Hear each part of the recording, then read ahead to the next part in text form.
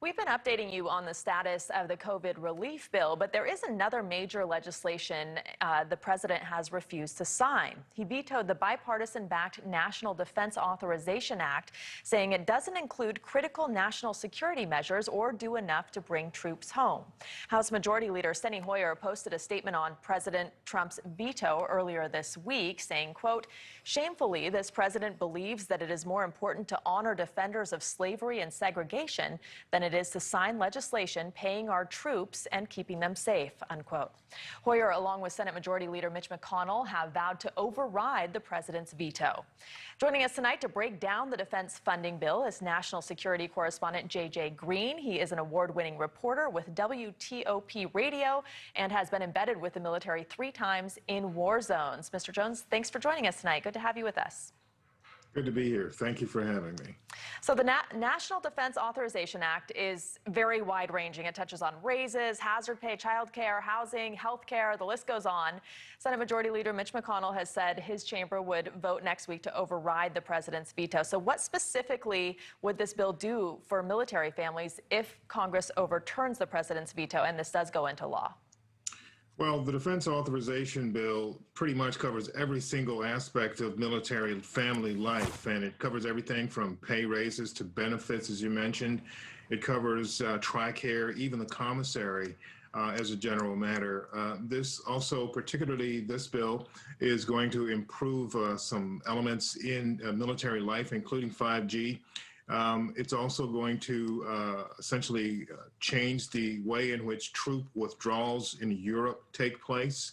Every community across the U.S., from the coast to coast, from border to border, has some impact or some connection to the U.S. military. What this bill is going to do is essentially either continue to solidify all of the things that folks in these communities depend on, or it's going to take them away, depending on whatever happens with this legislation.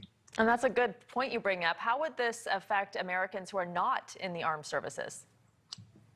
One thing for sure, just to bring up right now, for instance, Vietnam veterans. There's a part of this bill that would help essentially Vietnam veterans who are suffering from Agent Orange exposure, which was decades ago. This would help them. There are people that are related to folks in the military that depend on the military for everything from everyday living to college education. You know, so there are so many people that aren't directly in the military but depend on the benefits and the impact of the military in their communities and in their lives to do certain things that they depend on for their own livelihoods and for their own lives. So the connection between the military to communities across the country is what Americans would be essentially losing if the bill doesn't get signed, and they would be essentially benefiting from it if it does get signed by the president. Okay, so the president tweeted, quote, "The bill won't allow us to bring our troops back home where they belong and destroys our forts and national monuments and makes 5G almost impossible." What is he referring to? Well, 5G is a part of, as you may well know, it's the next generation of Wi-Fi networking across the country, across the world, in fact. And what's happening is a move to make sure that China's frozen out of the U.S. 5G network. And this is part of this bill that was put in there by Senators Rubio and Warner. That's a part of what that would do. From a military point of view, obviously, China is an adversary. Now, also, there are other elements in there as well. Troop levels, withdrawing troops from Germany. This would put some restrictions on when and how these troops could be withdrawn. There are also some other considerations in there, too, as well as reaffirming the U.S.'s commitment to NATO. There are a number of elements in here that are not necessarily mentioned up front that essentially impact the U.S.'s standing in the world.